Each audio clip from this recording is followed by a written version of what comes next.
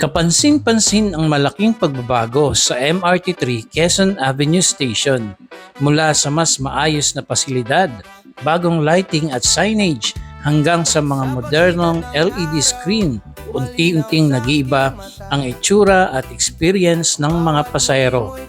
Pero ano-ano na nga ba ang mga pagbabagong isinagawa? Tara, silipin natin ang bagong muka ng Quezon Avenue Station. Ikaw ang simula at dulo ng mundong ginugusto. Kahit anong bagyo ang dumaan. Magandang araw.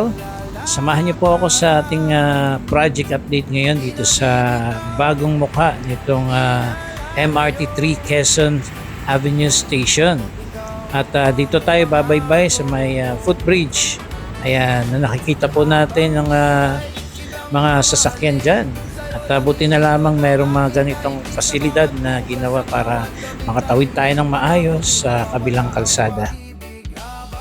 So habang papunta po tayo doon ay maikwento ko na rin po sa inyo na ang Quezon Avenue Station ng MRT3 ay ang nagsisilbing pilot station para sa mas malawak na rehabilitation ng buong MRT3 system. Wow! Ito lang pala yung nauna, no? Pero halos lahat pala ng buong station ay aayusin din po. And matapos po yung rehabilitation works noong Holy Week nitong taon, tapos muling nagbukas ang istasyon noong April 6, 2026 pagkatapos po ng Holy Week ay pinagpatuloy na po nila yung mga improvements doon po sa station. Mga pangunahing pagbabago po sa station ay ang mga bagong rehabilitated flooring. Mas maayos at mas malinis tingnan ang platform at ilang bahagi ng istasyon. Bagong pintura din po yung interior at exterior walls para mas maging maliwanag at maaliwalas ang station environment. Improved station signage at wayfinding. Mas malinaw ang mga palatandaan para sa northbound, southbound entrances at iba pang bahagi ng istasyon. Bagong floor markings para mas maayos ang movement at pila ng mga pasahero. Mas malalaking industrial grade fans para makatulong sa ventilation at comfort ng commuters. Dagdag na window louvers windows para sa ventilation, rain protection at safety. Improved lighting system, bahagi ito ng effort na gawing mas maliwanag at mas ligtas ang mga istasyon. Isa sa mga kapansin-pansing modernization features ay ang LED display screen installations sa Quezon Avenue stations. May dokumentadong MRT Development Corporation material na nagpapakita ng pagpapalit mula sa static billboard tungo sa LED billboard sa Quezon Avenue Station. Hindi lahat ng LED displays ay pareho ang function. Ang LED billboard ay maaaring gamitin para sa advertising, commercial content, samantalang ang passenger information displays ay para sa operational information gaya ng announcements, directions, or rain-related information. Kaya hindi dapat automatikong sabihin na ang bawat bagong LED screen ay real-time train arrival display. Itinuturing ng MRT3 Management bilang pilot station para sa general rehabilitation ng rail line. Ibig sabihin, ang mga improvements sa itsura, passenger facilities, signage, lighting, ventilation at iba pang station features ay maaaring magsilbing modelo sa rehabilitation ng ibang MRT3 stations. Kasabay nito ang mas malaking MRT3 Rehabilitation Project ay hindi lamang tungkol sa pagpapaganda ng mga station. Sakop ng National Rehabilitation Program ang rolling stock, tracks, signaling, power supply, overhead catenary, communication system at DPAT station equipment. Sa madaling salita, ang Quezon Avenue Station ay parang preview ng mas modernong MRT3. Mas maliwanag, mas maaliwalas, mas malinaw ang signage, mas maayos ang flooring at may mga bagong digital LED display features. Silip muna tayo dito. Ayan bagong pintura din po itong labas nitong establishment. Ang ganda tingnan malinis. Okay. Dito tayo sa may ito yung pinakaitaas. Ito yung daan para makapunta tayo dito sa kabila kung pupunta tayo papuntang Cubao. Since pa Cubao po tayo, kung kaya't dito po yung daan natin, tumawid tayo dun sa daanan sa itaas at bumaba naman tayo dito.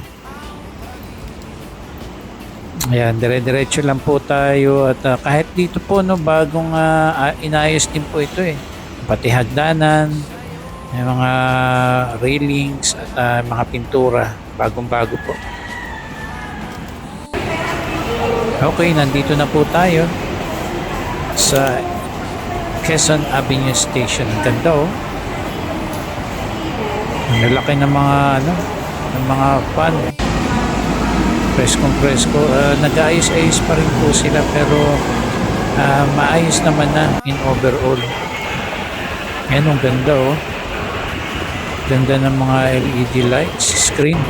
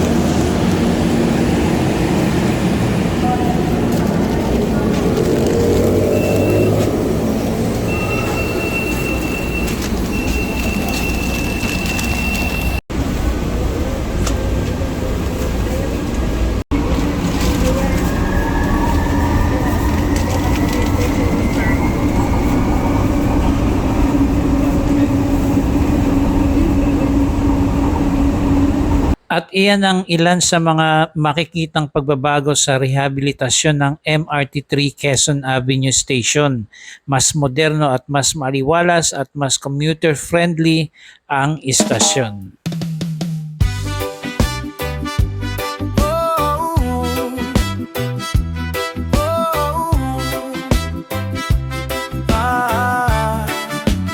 Sa pagsikat ng araw, malinaw sa aking mata.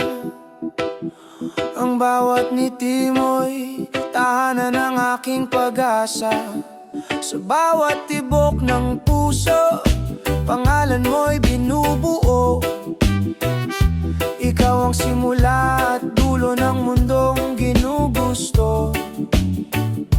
At kahit anong bagyo ang dumaan, hawak kamay kitang lalakaran. Di na bibitaw, di na lalayo, ikaw ang pangako ko.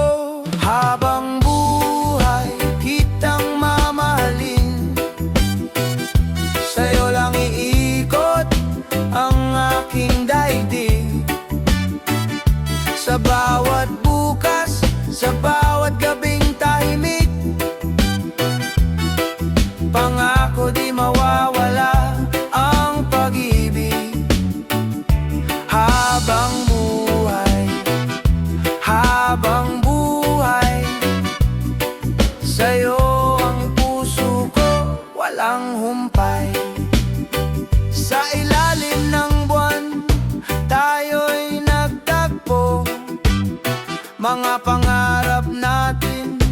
Sabay natin